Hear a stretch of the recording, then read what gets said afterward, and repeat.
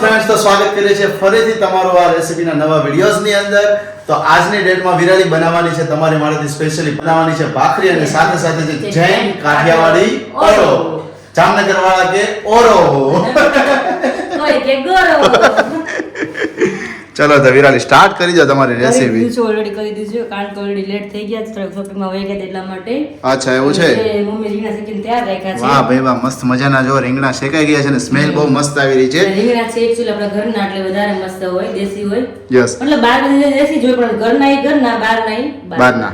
અને સાથે સાથે એક વસ્તુ તમને એ જણાવી દઉં કે ઘણા લોકોની કમેન્ટ્સ આવે છે આપણે જમવાની વસ્તુ હોય ત્યારે આપણે બોલતા હોઈએ છીએ કે આની બહુ મસ્ત સુગંધ આવે છે, બહુ મસ્ત સ્મેલ આવે છે, જો કે એને એકચ્યુઅલમાં કહેવાય કે એરોમા આવે છે. બીકોઝ કે સબસ્ક્રાઇબરોએ જ્યારે એવું અમને કહ્યું ત્યારે મને ખબર પડી અને મેં વિરાલને કહ્યું કે આપણે જે જમવાની સ્મેલ આવતી હોય એમને એરોમા કહેવાય. બટ આપણે હવે પહેલેથી જ ટેવાયેલા છીએ. હિન્દીમાં કેમ લોકો બોલતા હોય છે કે ખાને કી બહોત ही बढ़िया खुशबू आ रही है, તો खुशबू કેમ એ લોકો બોલે ત્યાં એરોમા સેટ કરવા જાય તો વસ્તુ ભેગી ના થાય. અને આપણે પ્રોપર હોય આપણે કાઠિયાવાડી તો આપણે એરોમા બોલવા જાય તો ઓરોમા થઈ જાય.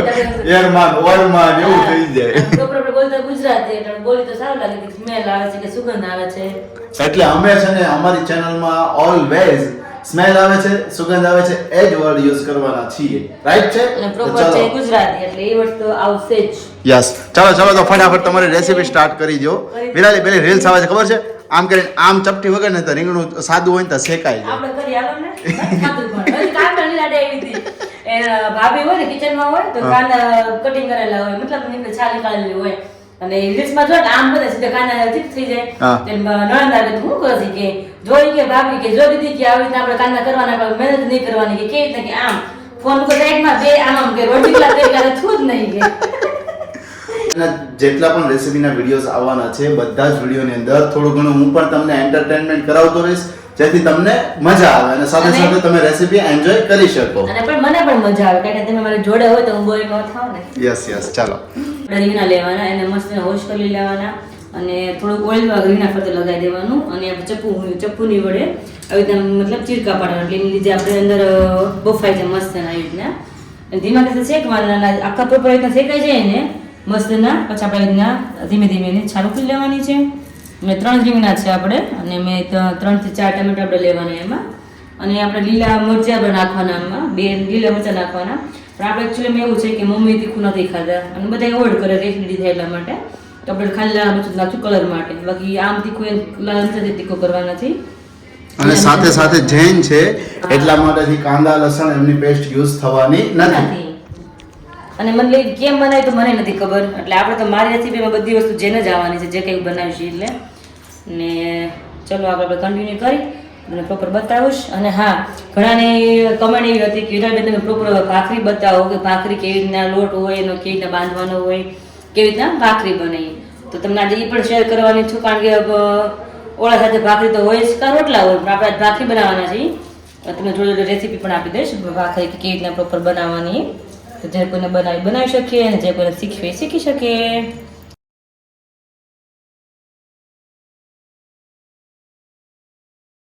તો આપણે બધા રીંગણાની છાલ નીકળી ગઈ છે અને હવે આપણે એને ડીટીયાઓની કાઢી નાખવાના હોય.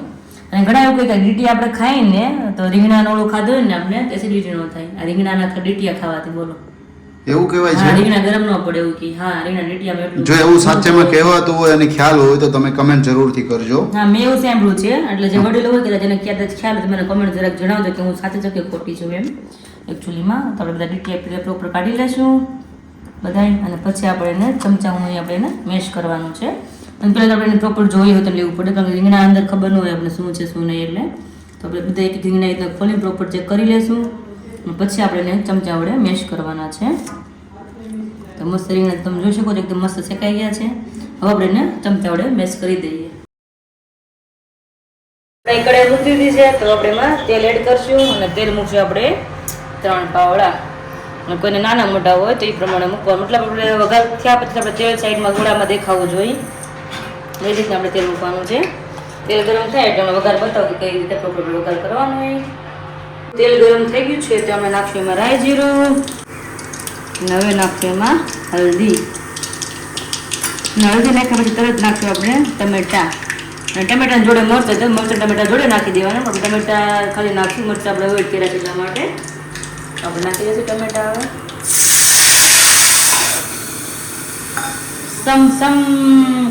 सम हो रहा है खुलता सिम सिम जैसा યસ ટમેટા ચડી જાય ને મસ્ત ના ને ધીમે ધીમે ચડવાના છે ટમેટાને આપણે ને સૌથી પહેલાં જેમ દર વખતે હું કરું છું એમ કે સૌ પહેલાં આપણે એમાં સ્વાદ અનુસાર મીઠું નાખી દઈશું એટલે ફટાફટ આપણે ટમેટા ચડીને રેડી થઈ જાય તો તમને પ્રોસેસ બતાવું અને કમેન્ટ કરજો મને જરા કે ઓળો કોને કોને વધારે ભાવે છે મતલબ કોનો કોનો ફેવરિટ છે એમ કારણ કે મને તો અંદરમાં વાળો છે ઓળો આપણા તમે જરા જણાવો તમને ઓળો કેવો અરે મને તો ઓળો ભાવે ને એટલે કોઈ નહીં ભાવતો મને રોજ બનાવી દેતો હાલે એવું છે મગના શાક જેવું છે ભાખરી ને ઓળો ને ભાખરી પર માખણ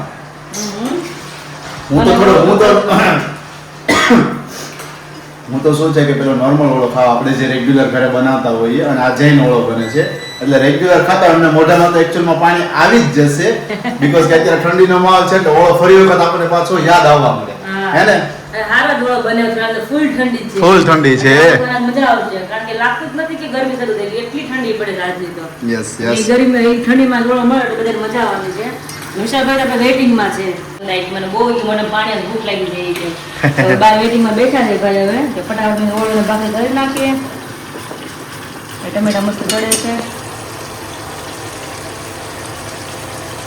ચડી ગયા છે તમે જોઈ શકો છો બહાર આવે તેલ બહાર આવે ને એટલે બપોર આપણે ટમેટા ચડી ગયા હોય ને પહેલાં આપણે નાખશું એમાં લાલ મરચું પાવડર એકદમ મસ્ત સ્પાઈસવાળો બનાવવાનું છે આપણે અને ધાણા જીરું પાવડર અને મિક્સ કરી અને પછી આપણે એમાં નાખી દઈશું આપણે જે કાચો ઓળો છે એ એટલે બપોર આપણે ઓળો બની જશે મસ્ત મજાનો ફરી રીતે મિક્સ કરી દઈ અને પછી આમાં છેલ્લે આપણે એડ કરવાના છે લીલા ધાણા અને અહીંયા આપણો કમ્પ્લીટ થઈ ગયો છે ઓળો મસ્ત તમે જોઈ શકો છો એકદમ ચટાકેદાર બધા જૈન હોય ને તે બધા ઓળો તો ખાઈ જ લે કારણ કે બળો છે એટલો મસ્ત દેખાવામાં ઓળો હે ને તમે જોઈ શકો છો એકદમ ચટાકેદાર કેટલી વાર છે હવે લે આલો તને કે સુગંધ આવે છે બહુ મસ્ત ની સુગંધ બહુ આવે છે એમ આવી ને તો વાંધો નહીં એટલે તમે બધા ખેંચાઈને તરત આવી ગયા આ તો ઓલો જેલી સુગંધ એવી આવી કે આપણે સિંગ તેલ કાચું નાખ્યું ને ઓળામાં એ હા સુગંધ શેક દે હા એવી બાકી જે ખાલી દાણા એડ કરવાના દાણા એડ કરી દઈ અને મિક્સ કરી દઈ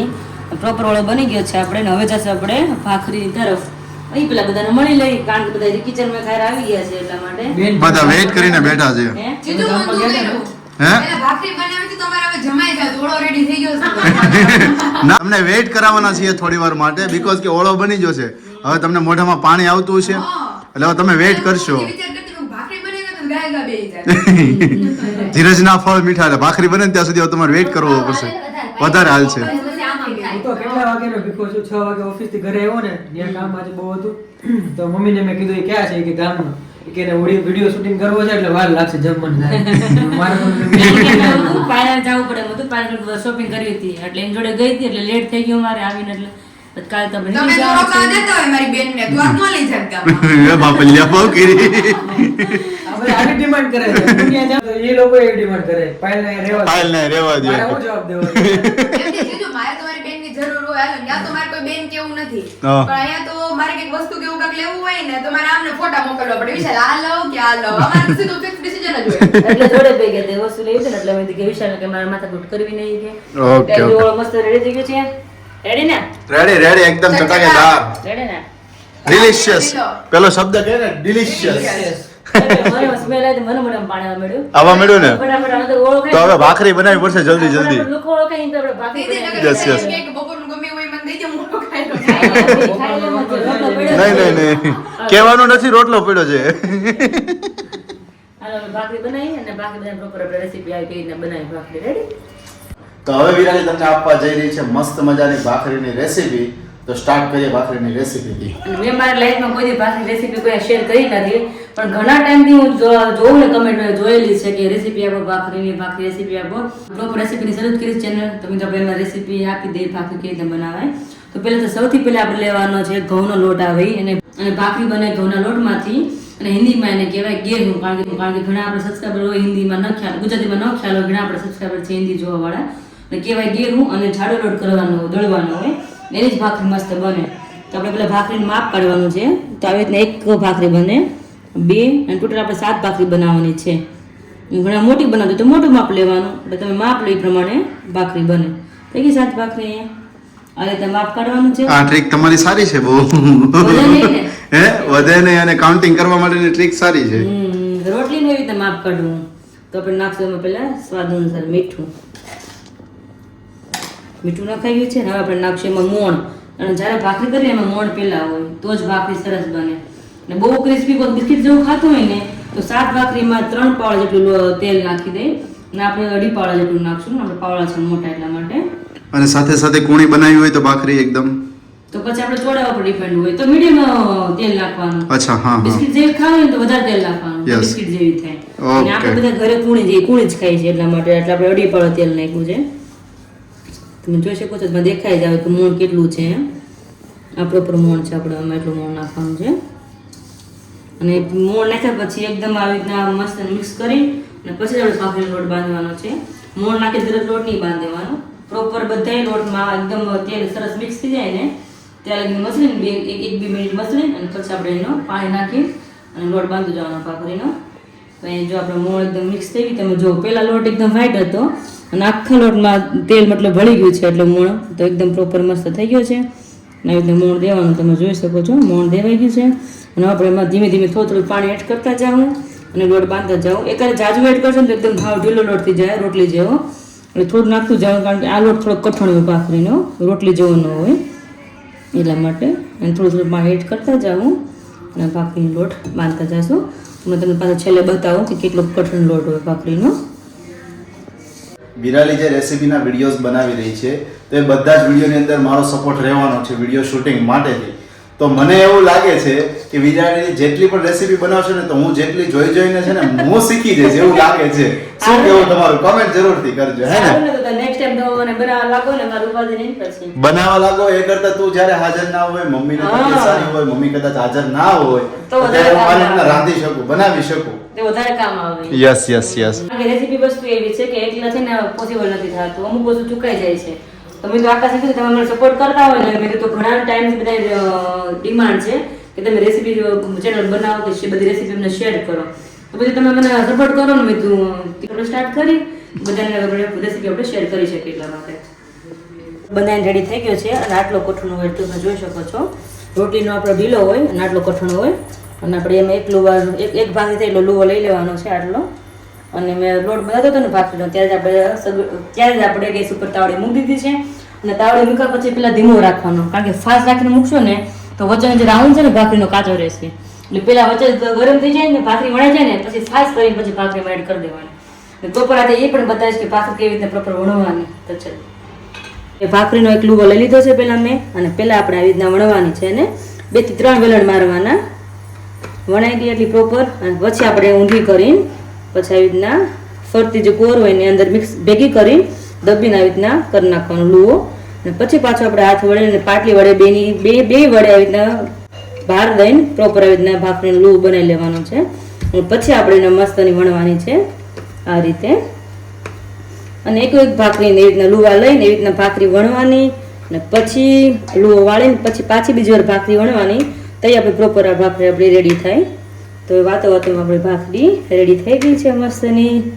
રેડી અને સાથે વિરાલી જે ત્યાં આખું કર્યું રાઉન્ડ કરી અને સમોસા જેવું કર્યું તો એમાં કઈક મસાલો એડ કરવો હોય તો કઈક કરી શકાય કે નહીં?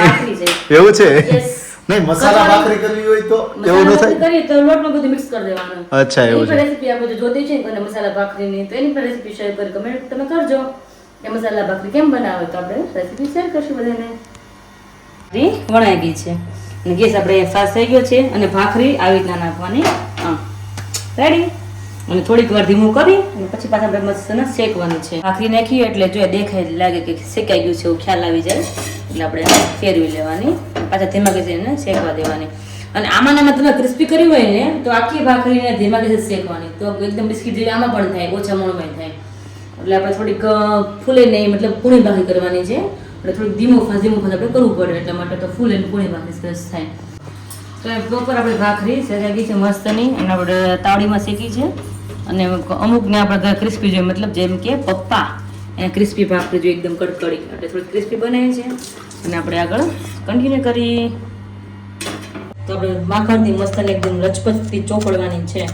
અને અમારા ઘરમાં ત્યારે ટેવ એવી છે કે પેલા પ્રોપર ચોપડી લેવાની હમાએ માખણ ઘી જે નાખી અને પછી એને શું કરવાનું તમને હમણાં જણાવું. આવી રીતના ખાડા પાડવાના ચમચીથી. જેની ઘરે આવી રીતના ખાડા પાડીને ભાખરી ખવાતી હોય ને મને પ્લીઝ કમેન્ટ કરજો એટલે મને પણ ખ્યાલ આવે કે આપણે સબસ્ક્રાઈબર આવી રીતના ખાડા પાડી પાડીને હમાય ઘી બી નાખીને ભાખરી ખાઈ છે એકચ્યુઅલી. ઘણા લોકોને ત્યાં આવી રીતના ખવાતી હોય છે હા. બીકોઝ કે શું છે ભાખરીની અંદર ઘી નાખે અથવા માખણ નાખે તો એમનો ટેસ્ટ બેસી બેસી જાય જાય એટલે એટલા ભાખરીનો માટે. સ્વાદ ઓર આવે એ બહુ માટે મસ્ત આવે. અને મને તો ભાખરી આમ જ ભાવે ખાડા પાડેલી હોય. તમે આમ ગમે એટલી ચોપડેલી હોય અને ખાડા હોય ને તો વધારે મજા આવે ખાવાની. તો આપણે ખાડા પાડીને ભાખરી ચોપડી લીધી છે. ઓલરેડી 2 ભાખરી થઈ ગઈ છે. જેમ કે મેં તમને કીધું એમ કે 7 ભાખરીનો લોટ છે તમે જોઈ શકો છો. જો 5 અહીંયા છે અને 2 અહીંયા. થઈ ગઈ Complete 7 7 થઈ ગયા હો બાકી. અને આપણા ગાયની. Yes, Ready ને? yes.